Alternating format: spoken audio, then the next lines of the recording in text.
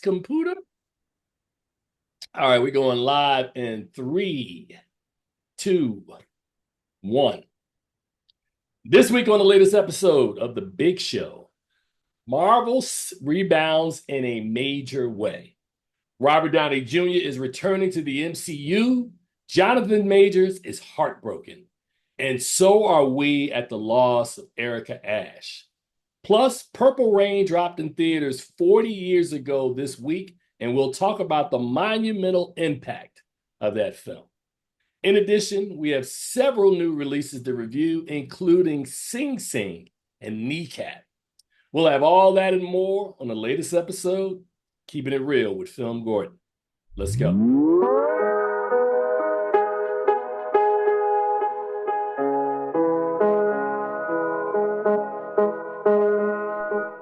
Experience life through the eyes of a true film addict. Keeping it real with Film Gordon.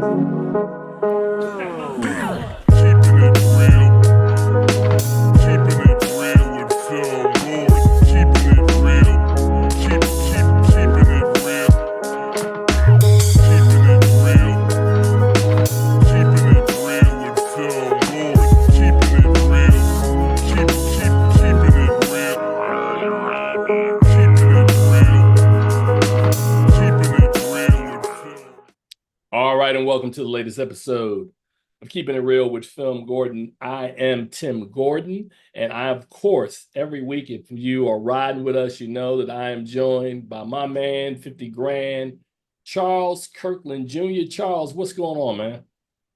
Excelsior, Tim Gordon, Excelsior. Yeah, I just learned that we know it's coming. There's nothing you can do about it. You just keep it moving, man. How you doing, brother? You good? I'm good, man. I'm chilling out here in Winston-Salem, North Carolina, while I'm attending the International Black Theater Festival and having a good time out here, meeting some people, seeing some shows. All right, man. Well, you know, like I said, man, Charles teases me, and people who know me know that I am the tagline for the FilmGordon.com is what is it? A journey inside the mind of a true film addict. And bruh, it is August now, which means that this is one of my favorite cinematic months, of course, is that Turner Classic Movies, of course, starts their Summer Under the Stars series. And in response, Charles, and I didn't plan this is just real life.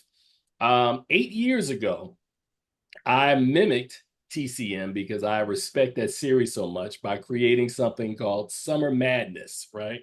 Where instead of us doing 30 days and of their films, I picked 30 artists who I thought people needed to know about. So I treated it almost like a film literacy exercise where we would talk a little bit about said individual and their impact, and then we would give you several recommendations every day of these different films. So we kicked it off this week. Of course, the first one, as we revisited for the first time in 8 years, was Paul Robeson. So I brought that one back. The reason why I said I didn't plan this, Charles, is because we did it in 2016, which was 8 years ago. And then the next time we did it again was in 2020.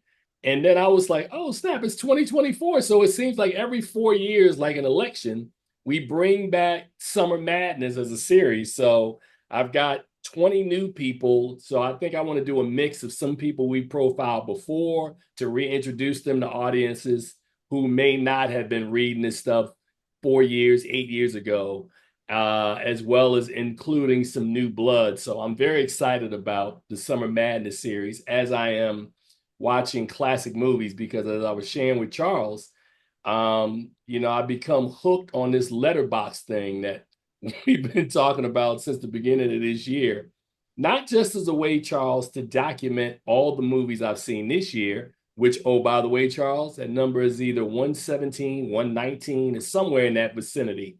For this year, 117, 119? 117. Wow. Okay.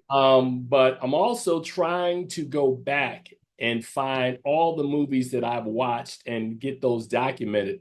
And I'll just let you in on a secret.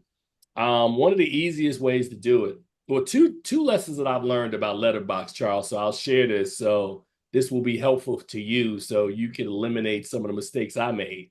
Is that even if I've seen a movie, like if I saw it 10 years ago, 5 years ago, 20 years ago, if that movie came out, it was and we call it in the classic or the golden era. I put down the release date and then check that I've seen that movie. And then that way it's easier to chart the movies that you watched because they're in chronological order. Because I was getting really confused because I was documenting movies and then I was like, oh, I've already seen that movie. The second thing that I thought of was that, and I'll use Denzel Washington because I'm going through this right now, is I know I've seen almost every Denzel Washington movie, right? So instead of going in chronological order, I just started from the beginning of Denzel's career, and every Denzel movie I've seen, I just document it and put it on the site.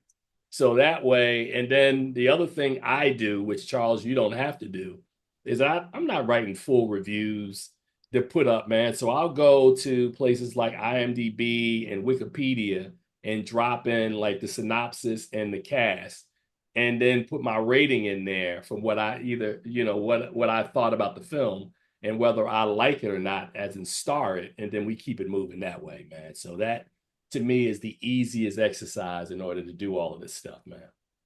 You know what I do? I usually go in and I put in a quick, maybe 2, 3 sentences critique of the film and keep it rolling. I'm not going super in depth. I'm just saying whether it was good, whether my summary of the whole thing. They can read the synopsis on the letterbox and all that stuff. So yeah. Well, I'm over 400 right now, so we'll keep having this conversation because I want to try to get as many of these in before we get back to award season, because then you'll increase and add some more. Plus, we're going to TIFF next month, and if you get lucky, you can see another 25 or 30 at TIFF.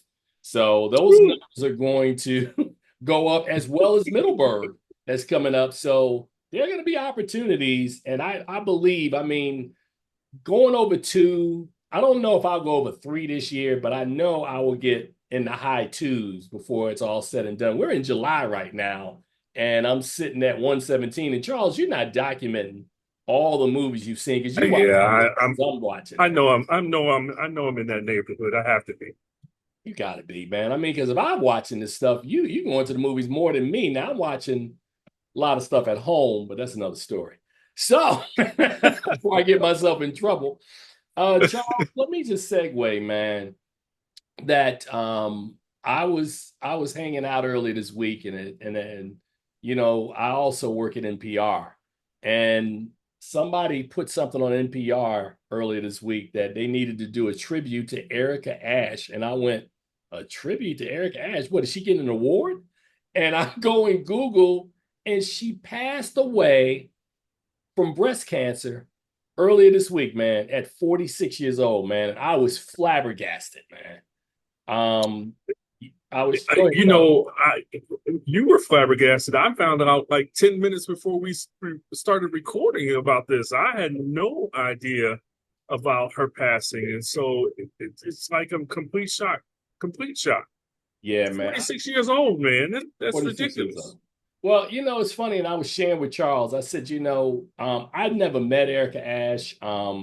Had a great affinity for her work as a comedian. And, I watched her. I think I discovered her the first time in a movie called Gina the Joneses. And I was like, who is that funny woman?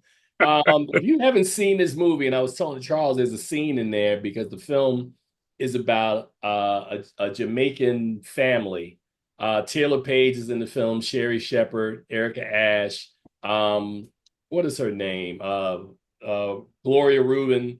Are all in this film, and of course they're estranged. Their mother is estranged from the father, and the father shows up and literally has a heart attack and dies on the stoop. So it's about all of these secrets that come out with this family. But the reason I'm giving you the context is that there is a wake that they have where Erica Ash is just, and it's not a funny moment. But the way Erica Ash plays it, it is hilarious that she is like sobbing, but sobbing in a way that's like so funny. And at one point, Sherry Shepherd, who plays her mother, is like, somebody shut that baby up. But Erica Ash in that role in Survivors, of Yeah. course, Charles, you talked about her work on Mad TV, which I did not see. But Erica Ash, funny. And you talking about a loss, man. Every time I saw her in a project, it was almost like she had a light that kind of that illuminated from her that literally brightened up every project she worked on and the people and elevated the people she worked with. She did on Mad TV, she did this impersonation of Condoleezza Rice that was just to die for. I mean, I'm falling out laughing on her. And then the next time I saw her was in one of the scary movies. I think, well, it was down the line. It wasn't one of the first ones, but one of the ones that came far down the line. And I'm like, oh, I remember her. And then, yeah, I saw Gina the Joneses, man, and she just was consistently hilarious. And again, breast cancer, man. This is a terrible thing that happens. We lost Shannon Doherty 2 weeks back. Now we lose Erica Ash, and it's just heartbreaking, man. This you got to do something about this disease. Yeah, that's interesting because I was telling you one of her final projects was We Have a Ghost. That was a Netflix project, but her very last project was Outlaw Johnny Black, which I actually saw. And Charles, have you seen this movie? Yes, yes, Outlaw yes, Johnny yes. Black. She plays, and I want to say, what is his name? The martial artist. What is his name? The master of these action movies. Oh, What is his name? God, hold on a second. Michael Jai White. Michael Jai White. Thank you. Michael Jai White plays kind of an outlaw who shows up at this town, and Erica Ash plays this character, this woman who is promised a husband, and they mistake, and she mistakenly thinks that Johnny, the Johnny Black, is her fiance, and she was ready to be married, Charles.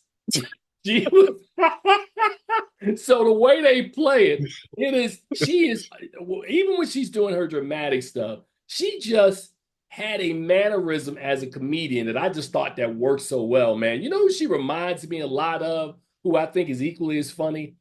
The sister from a Black Lady sketch show who went to Howard, not Robin Thede, but the person I think is the second funniest person on that cast is what is her name? Um, You know what I'm talking about. yeah, Black Lady sketch show. not, not you're not thinking of Gabrielle Dennis, are you? No, Gabrielle Dennis.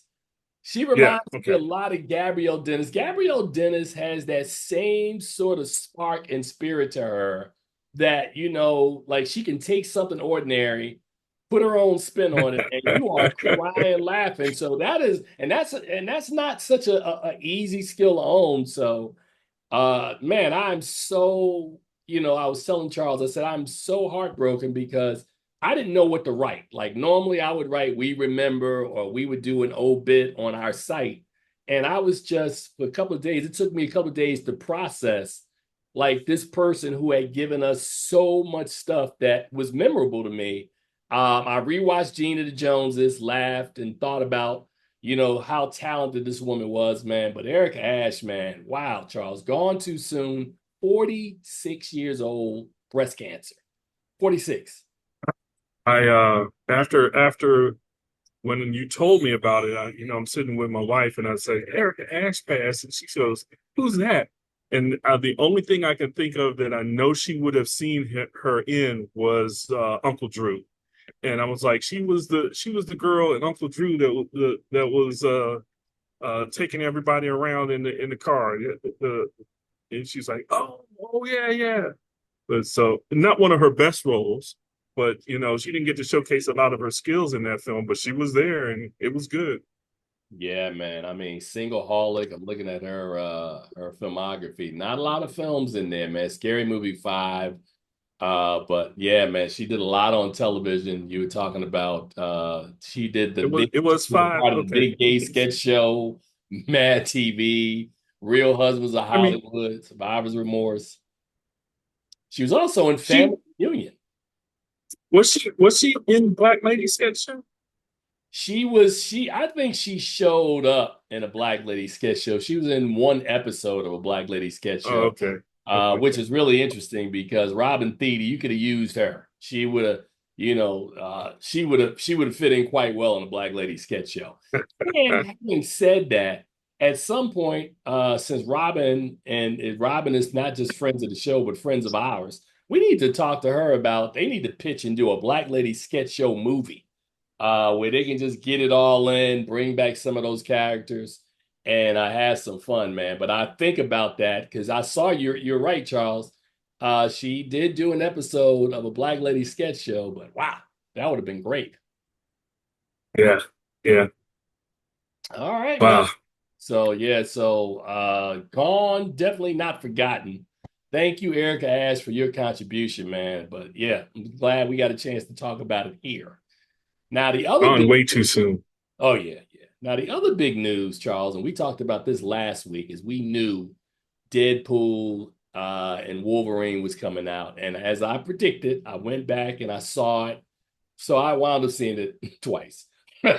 So the second time I watched it, I went to a theater, which I'm not going to say the name, who Charles didn't have AC working, and it felt like I was watching the movie in a locker room.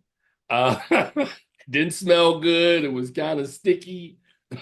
A pack full of people. I know it was not nice. I'm like, as soon as this movie was over, I'm like, let me out. But Hey you man, watched it though. You stayed and watched the whole I thing. did stay and watched it, man. But now, Charles, here we are. The opening weekend, $444 million worldwide, including 205 domestic. So these numbers are reminiscent of phase 1, 2, and 3 at Marvel, when Marvel was just printing money when they was making movies. And I mean, am I wrong? No, you're Am I absolutely wrong? right. They were Absolutely right. printing money for like 12 years at Marvel. Every movie they put out, it was a billion for this one. This one made a billion. That one made, and not just a billion, 1.5, 1.3. So this movie is headed down that road again. And it came out, the cinematic score was an A. So the audiences loved it. The critics loved it. It was one of those films, man. You don't see it often. I did have to warn people though, and I'm still we still are within that 2 week window, so we can't really say anything because you know how I do. I'm like, man, if you ain't seen the movie by now, but we still in the window, right? But I did warn some people that I said it's a very different Marvel movie than you're accustomed to, right? It is more violent. It has language, and a couple of people that I saw, I went to the movies with. What language are you talking about? Are you talking about French? Are you talking about Spanish? What language you talking about? Talking about some profanity. Talking straight profanity, or as I mean, because it is Olympics time, so we all over the oh, place yeah. with No, languages. it ain't that kind of language. It's I know people say excuse my French. It is not French. But this movie I thought was highly enjoyable. And also it coincided, the opening of this film also coincided with Comic-Con that was going on. So the cast came in, and I understand that not just Ryan Reynolds, but Hugh Jackman, Sean Levy, and other members of the cast were in San Diego last week. And they had another screening of the film there. But there were a lot of reveals that happened. And I want to talk about one in particular and how you feel about this, because you and I have not had this conversation. Nope, not yet. So you know where I'm going with this, right? Uh-huh. So Saturday night, I'm sitting in the house, and of course, as I am wont to do, that's my expression, as I am wont to do, I'm on social media, and I see there's a certain film that's trending, right? Or a certain topic trending, Dr. Doom. And I go, Dr. Doom. So I go here And all of a sudden, there's a reveal from the Russo brothers, who are now back because they're doing Avengers Secret War. No, I'm sorry. Is Avengers Secret War is after, or is it, which one is first? Is it Avengers Doomsday is first. Doomsday? Doomsday Yeah, is first, and then Avengers Secret Wars. Doomsday, and then Avengers Secret War. And they revealed the villain who's going to be in Doomsday, which is going to be Doctor Doom. So there's all these folks on stage, Charles, dressed in what would this entire be described as? They were wearing the Doctor Doom costumes. Yeah. Thank you. I just wanted to make sure. I didn't want to sound like I didn't know. That's why we go to Charles. And all of a sudden, the seas part, and this dude walks out wearing all green with a mask and a hood on. And within seconds, the hood's pulled back. The mask comes off to reveal Robert Downey Jr., aka Iron Man, who's dead in that role, or so we think, is back as Doctor Doom, which means that Kang, the whole Kang dynasty and all of the things that they wanted to do, all that's done. Marvel has took a shift and has gone back and not recast the role, but given us a new villain for phase 5 and 6, right? So, Charles, first of all, before I get you in, let me just read this. So, of course, I immediately felt bad for Jonathan Majors because there's so much irony in all of this, right? You know, we talk about the irony because 30 years earlier, like 30 years ago, Robert Downey Jr. was Come on now, preach. He was Jonathan Majors. And you go, what are you talking about? John, I mean, 30 years ago, let's because I don't want you to listen to me. I just want you. No, actually, Robert Downey Jr. was worse than Jonathan Majors was. See, here we go again, man. Sin is sin. So I'm saying you're right, but I just want to make sure we know where the basis of where I'm going with this. Because again, I don't have an issue with Robert Downey Jr. I like Robert Downey, right? Yep. But I'm just saying that fair is fair, right? So where are we at? Oh, okay, here we go. Ooh, yeah, Robert Downey Jr. had a couple of these incidents. All right, so for people who may be uninitiated, the folks who don't know, right, who are watching the show, in 1987, there was a movie called Less Than Zero. Remember this, Charles? And in this movie, fabulous movie. Watch this, great performance. Again, we thought it was a performance. So let me finish. So in 1987, he makes a movie called Less Than Zero, where he plays Julian, who is one of 3 high school friends. And after they graduate that summer, he goes from being like a party promoter to like literally getting addicted to drugs. And like the movie, what made it so raw is that he wasn't just addicted to drugs, man. You know, as they said, you know, people who will I can't say it because we on, but you know, if you're doing some stuff for crack, well, you know, remember the song is that if you doing this for crack, you the dope man, dope. So that's what Robert Downey Jr. did in that film, and then we don't know what he did in real life, but from 1996, and it was so funny because he got nominated for an Oscar in 93 for playing Chaplin. Amazing performance, great actor, right? But starting from 96 to 2001, Robert Downey Jr. was arrested several times on charges related to drugs, including cocaine, heroin, and marijuana. Now, again, you're saying, well, Tim, where are you getting this from? I'm literally reading this right now, right? He went to drug treatment programs and spent time in county jail and in prison. And in 99, he explained to a judge, it's like I have a shotgun in my mouth and I got my finger on the trigger and I like the taste of gunmetal. He said he was addicted to drugs since he was 8 years old due to the fact that his father had given them to him. Now, let me stop right there, Charles. 5-year period, 96, 2001, cocaine, heroin, marijuana. Guess what happened to Robert Downey Jr. like 7 years after this? 7 years after this, Charles, he got cast as, no, let me finish. Cast as Iron Man. Got cast as Iron Man in the Marvel Cinematic Universe, right? That's 2008. Let's fast forward 15 years to 2023. Jonathan Majors is accused of 2 misdemeanors. Am I wrong, Charles? 2 misdemeanors. Nope. And went to court, and I guess he was convicted of the 2 misdemeanors. Yeah. Okay. Yeah. Yes. Convicted of 2 misdemeanors, and didn't even didn't get any jail time. He literally got probation. And guess what happened to Jonathan Majors? He got fired from Marvel. He got fired. Marvel didn't stick with him over 2 misdemeanors. You hired a dude. Now, again, I like Robert Downey Jr.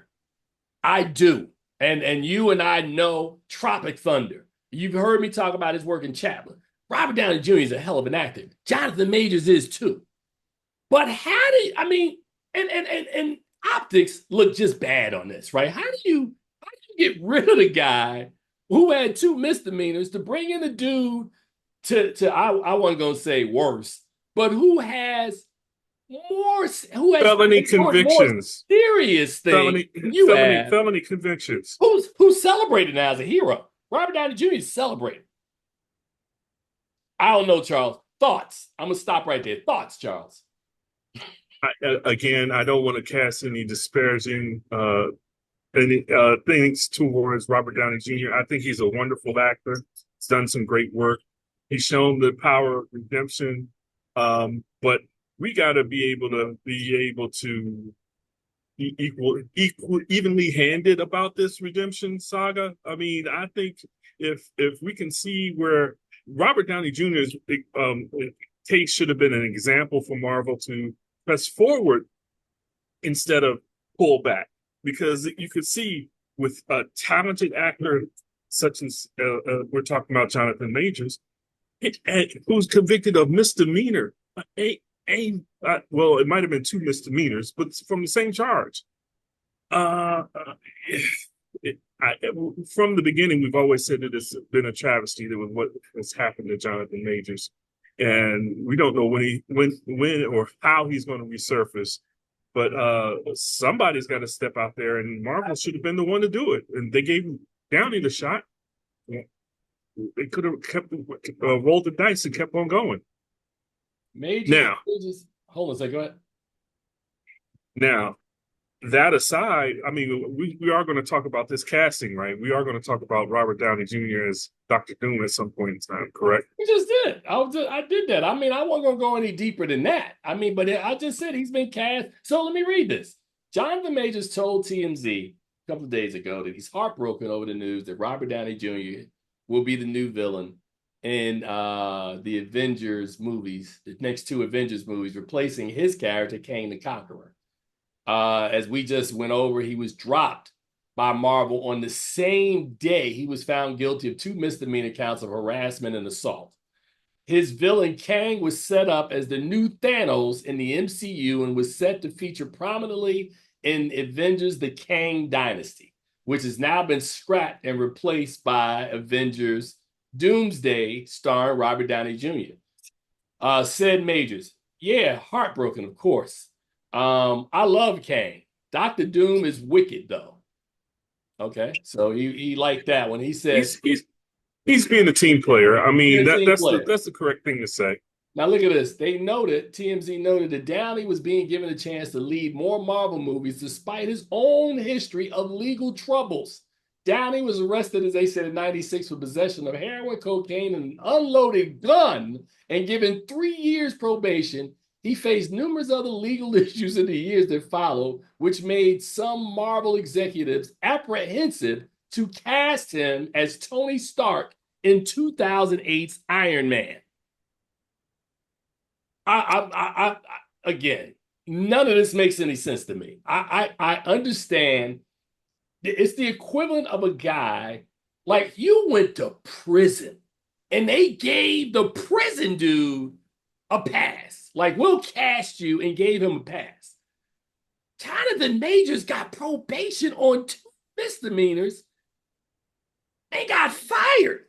I'm like, wow. And then you replace him with Robert Downey Jr. Like, if you'd replace him with anybody else, we probably would go, oh man, that's kind of sad. But the irony of the whole thing, like, that's all I'm saying. And again, third time, I like Robert Downey Jr. I don't have anything against him. Robert Downey Jr. has gotten opportunities that Jonathan Majors is not getting. And that's the part that bothers me.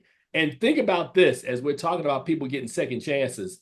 I'm going up to do interviews for Lee Daniels' upcoming film, The Deliverance, which is going to drop on Netflix the end of next month.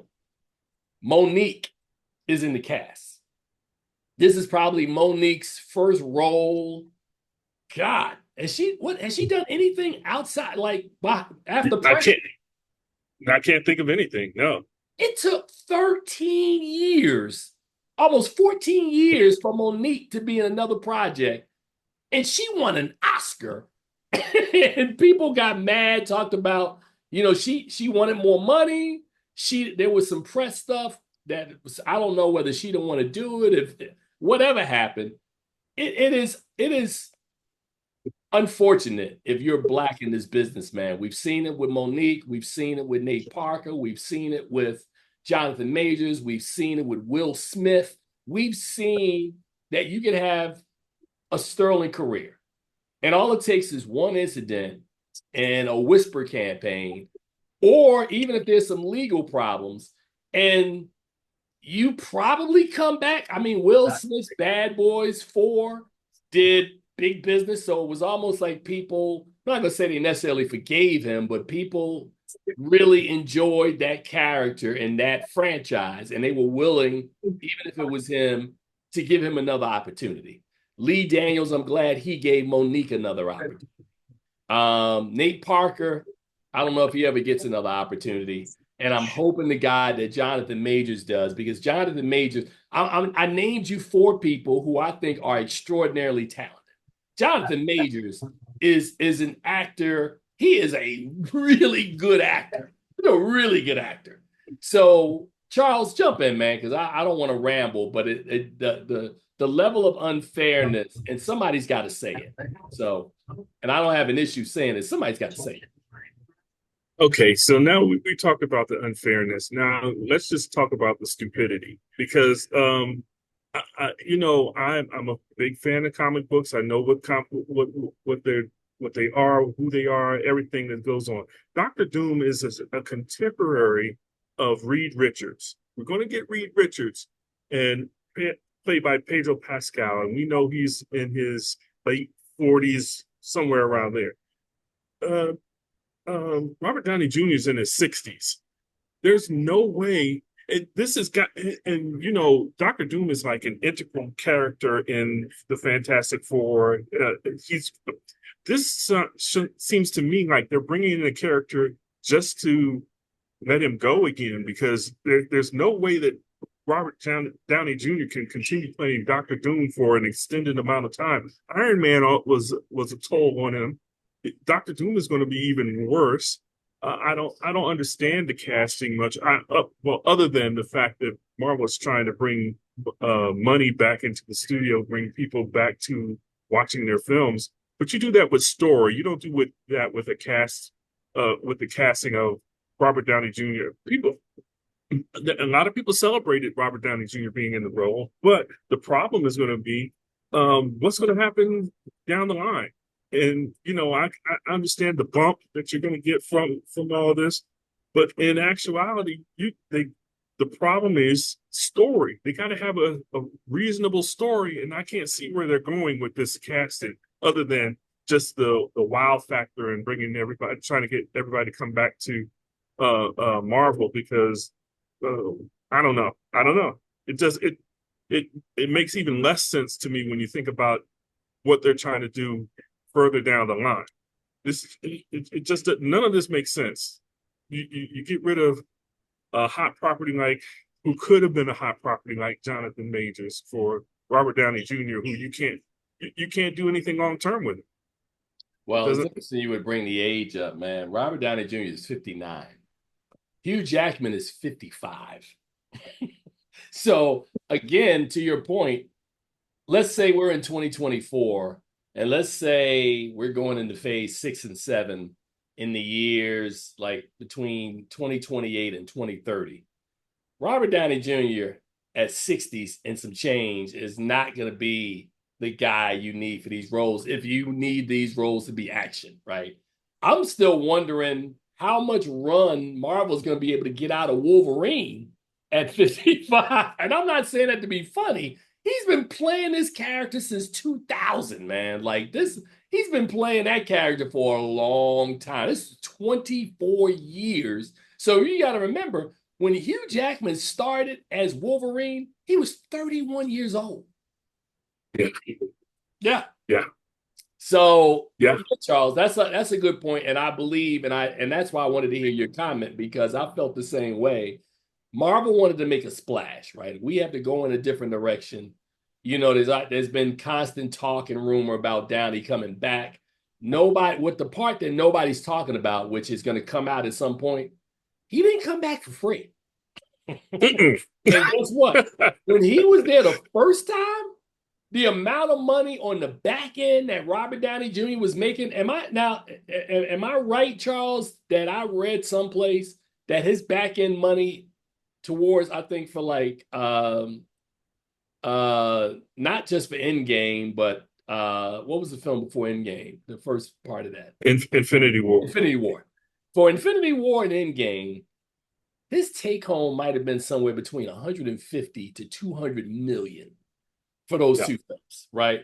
So if you want Robert Downey Jr. back in the in MCU, it's not like he's gonna go back to Kevin Feige and go, man, you paid me enough money the first time. I'm gonna hook you up this time.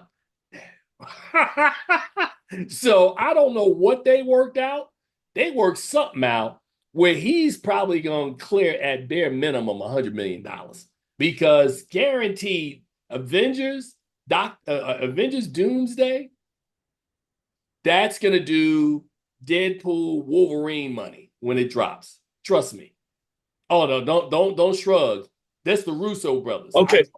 Well, you know, the one thing that we did hear was that the reason why the Russo brothers were back was the only reason that Robert Downey Jr. came back. He's like, I'm not coming back unless you're going to have them in this. So that should have been the first tip. That should have been the first tip that he was coming back, man. So yeah, man. Wow, Charles. But I didn't call you on purpose because I knew I wanted to talk about this on the show, because I was thinking some of the same things. I was like, man, the hypocrisy of RDJ and over Jonathan Majors. The Russos are back. Marvel needs to get back in the business of having hits, and we've been talking on and off, man, the last several weeks, Charles, about, man, Marvel lost his way. We talked about it last week. These movies haven't been good over the last phase or two. Marvel is back, or when I say back, at least temporarily, they are in a comfort zone of where they feel like these movies are making money. They're doing their thing. Charles, what say you, man? Is this a temporary bump, man, or can Marvel sustain this and continue to get back to their hit-making ways? We've got 2 films coming out next year. So hopefully they've learned from what they've done with Deadpool and Wolverine, that they could continue this momentum of good story and as well as good casting. We'll see. I don't want them to get over comfortable in having this success and say, oh, well, we got it now. We're back to being Marvel. They still got to put in the work. They still got to do the things that are right to make it right. So 2 films. So next year, on July the 25th. Well, they got 1 film because Blade's not coming out next year. Yeah, that's why I said Blade on the calendar. That's not happening. But the Fantastic Four. Now so there's no other Marvel movie between now and next summer? No. Smart. Yeah, well, February they have the movie coming out in February. What is in February? I'm not seeing anything in February. The next Valentine's film I'm Day. seeing, which one are you seeing? Valentine's Day is supposed to be. Is it? Which They one haven't is it? updated the schedule because the next film that they Oh, have Captain America. Captain America. is that television? Is that Disney Plus or is that film? Oh no, that's theaters. Oh, okay. So they don't have it listed as a theatrical. So I'm looking. So I see the Fantastic Four First Steps is July 25th, 2025. So 7/25/25. And you're saying Captain America. I've seen the trailer, which by the Yeah, way, if Brave you want New to see the World. trailer, go ahead. Brave New World comes out February 14th, Valentine's Day next year, Okay, got it. All right. And I was gonna say,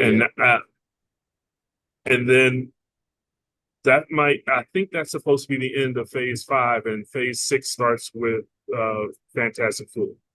yeah, I'm telling, bro. Look, I'm telling you, you news to me because I'm not. I'm looking on their site. They have not updated that to show that yet. I mean, I saw the trailer drop, and I was going to tease you and say that if you want to watch all these trailers are all on the Film Gordon. Just go to our trailer bar, go to the trailer park, like 55 trailers on it. You can watch all the trailers for all these films. But yeah, I thought since I didn't see it, I thought it was going to be a television release or like going to be on Disney Plus. I didn't see anything that talked about Captain America because we saw Captain America's story play out on Disney Plus the first time when he got the shield. Uh, Yeah, you but said but Brave New he's getting a World. movie, and this is supposed to be where we see Thunderbolt Ross, played by Harrison Ford in Brave New World, and we get a glimpse of the Red Hulk. Oh, you're right. I'm looking at it right now. Yeah, wow. February the 14th, Valentine's Day. This is going to be interesting. This is going to be interesting. Wow. All Well, right. So, Deadpool and Wolverine had a great line about Blade, so I'll just leave it at that because I don't know if we're ever going to see a Blade movie. yeah, I mean, wow. Yeah, it's interesting. Yeah, I don't want to say it because I don't want to spoil. I don't want any spoilers. yeah. Don't But do any spoilers, man. But yeah, I mean, what's happening? Well, I mean, we can talk about, and we have talked about that they've gone through 5 screenwriters, and I think Mahershala is still attached, but a couple of the other characters a are like, thread.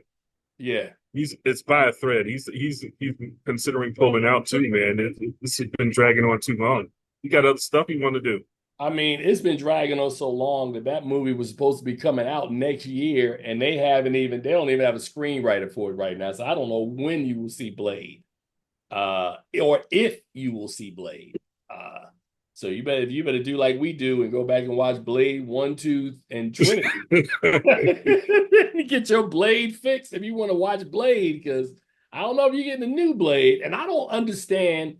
Maybe Charles, they're trying to figure out how to integrate that character into like a larger story.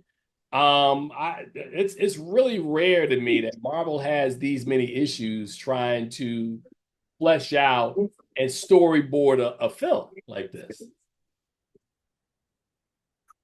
Half the problem is Blade. They tried to attach Blade to the Black Knight, which was a failed experiment out of the Eternals.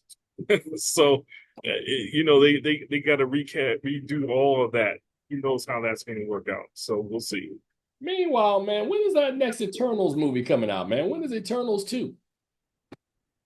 What? Let's not even try that. That's I don't. That's not even funny. Joe, why'd your face? When are we getting that next Avengers movie? Where's Shang-Chi? The funny thing is, a lot of people thought that there was going to be a Shang-Chi announcement at Comic-Con, but it didn't happen.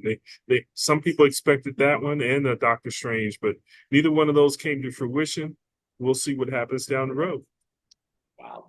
Wow. All right, man. We got about 15 minutes before we got to get out of here, man. Now's the time for us to talk about some of these movies, man. So we will start off with a movie that I'm gonna let you do this first one, man, because I'm gonna set it up for you, man. It's almost like baseball. I'm just gonna lob you a nice, easy not even a overhand pass of it, but I'm just going to give you an underhanded pass. And of course, I'm talking about the comedy drama Kneecap, which describes the rise of a Belfast-based hip hop trio. The film stars the band members themselves as well as Michael Fassbender. It premiered back in Sundance January the 18th this year, and it was the first Irish language film to do that. Now, I'm just going to be as transparent as I can be, right? I watched Kneecap, didn't finish it back in January, have not revisited it again. So there's that. And I'm not trying to claim Kneecap. I'm just saying that I remember watching some of it, but not enough of it to give quote unquote a cognizant review that you can trust me, because yeah. Now this film is set in the, I can't even pronounce it, Gaeltacht quarter of West Belfast in 2019, and depicts how Kneecap came to be formed and created their sound. Charles Kirkland. You gave this to me because all these Irish names, I'm not pronouncing any of them. I'm not even trying. Look, Liam. Yeah, Liam. That's all I'm going. Liam and that's it. I'm not messing up it. And you got JJ. I can do JJ. Naois.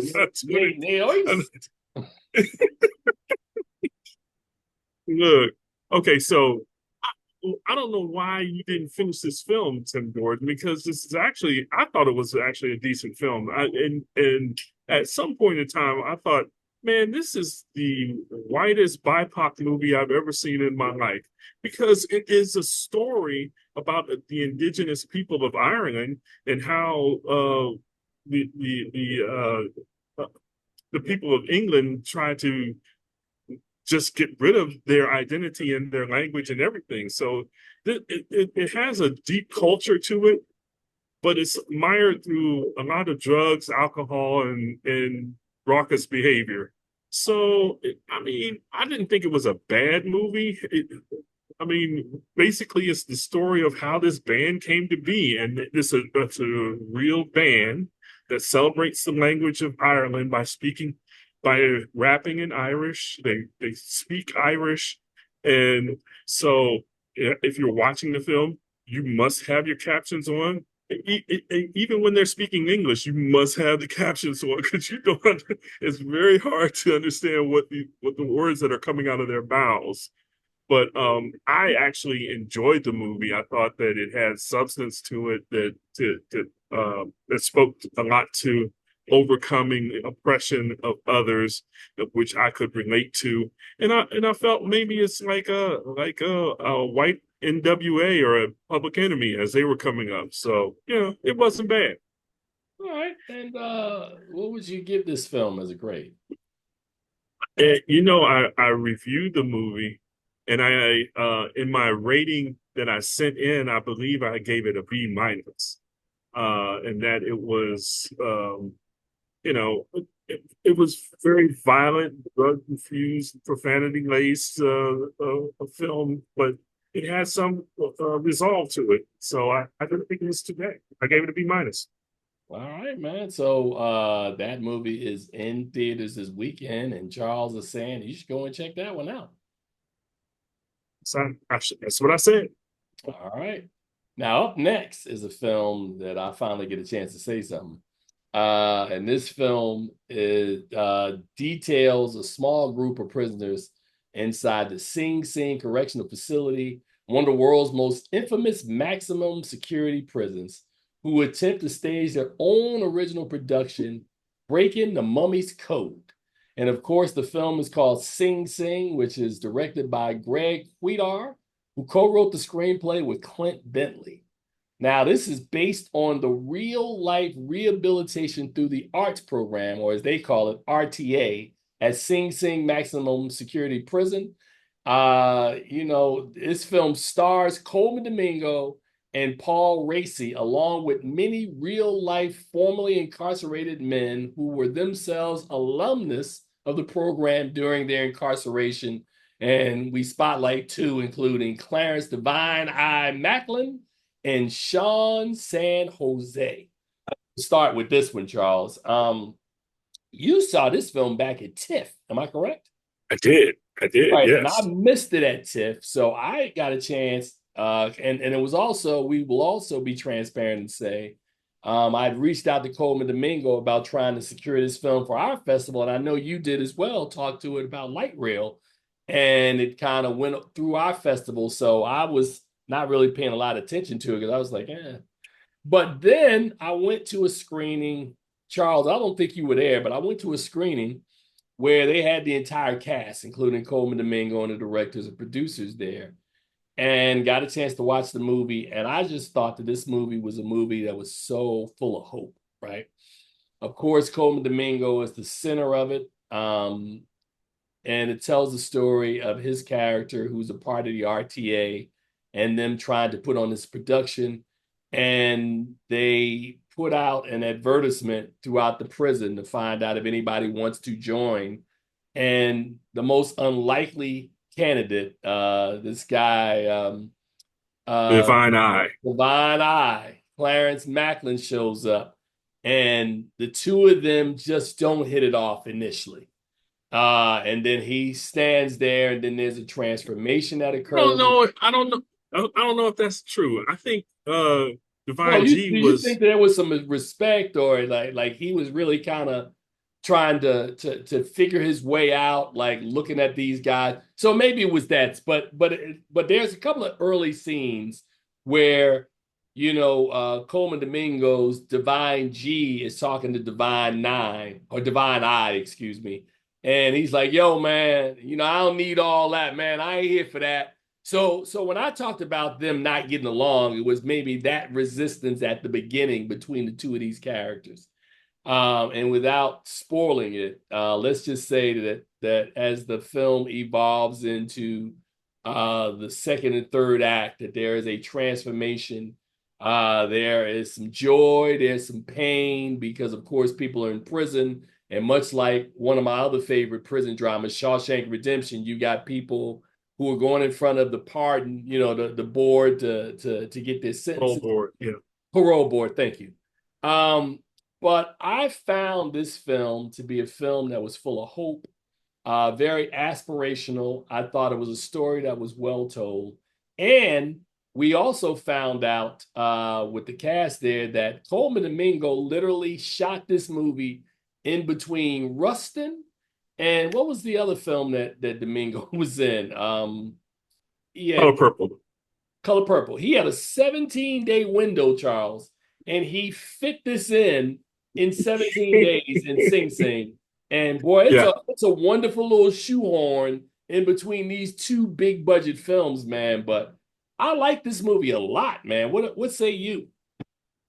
People were talking, like I said, I saw it at Toronto last year. And after the film was over, they gave the filmmakers and the actors came out. They gave them a standing ovation for 6 minutes over this film. And people were talking about how great he was in Rustin last year and The Color Purple. And I said, you just hold on. I was like, he's got something that's even better than that.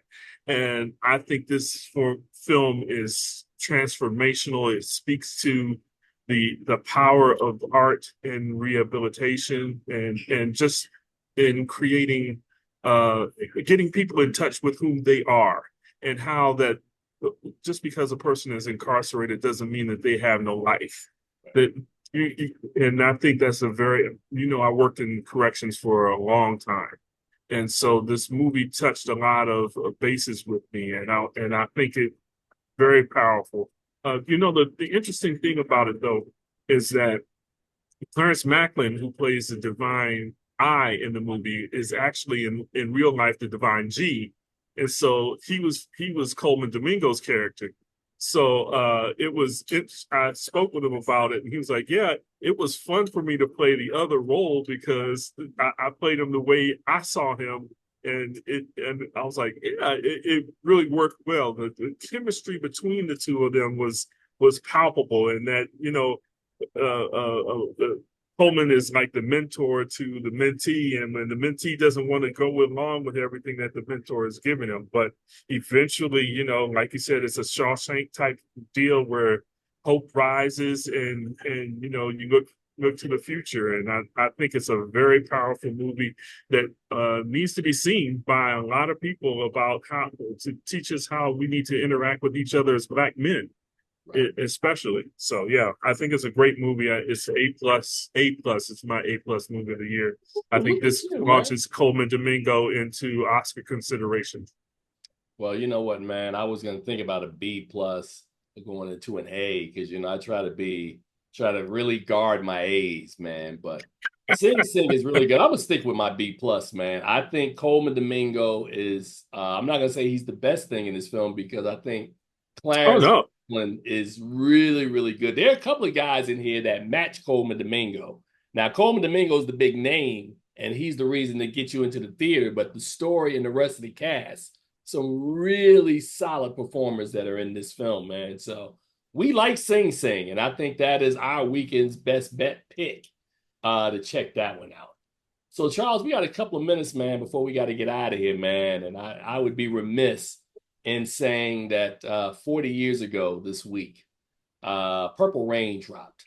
And, for younger people who are watching us and can see all of this on us, the 80s were a really interesting time, man, because remember, we've already had the conversation about how big Michael Jackson was during that time period from like 82 to about 85.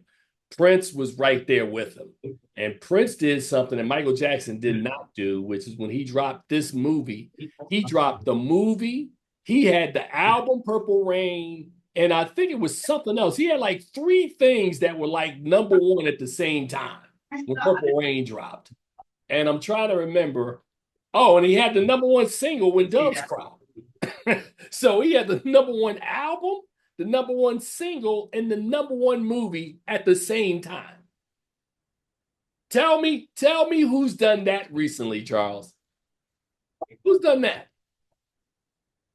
Nobody. There you go. Nobody's done that. Nobody's done that recently. I mean, no one's even close. I mean, you can talk about all these Beyonce lovers and Swifties and Billie Eilish fans. Nobody's done what Prince did. Let me read this. Let me read this to you, Charles, so you can understand the impact. Because I promised people we would give them the impact. Midway through production, the director Albert Magnoli wanted an additional song for the montage during Kid's plight. Kid was Prince, right? After one night in the studio, Prince gave him "When Doves Cry," which became his first number one single on the Billboard Hot 100. Warner Brothers released Purple Rain on July 27th, 1984, and the movie took in $68 million, which is equivalent, wait for it, Charles, to $206 million today.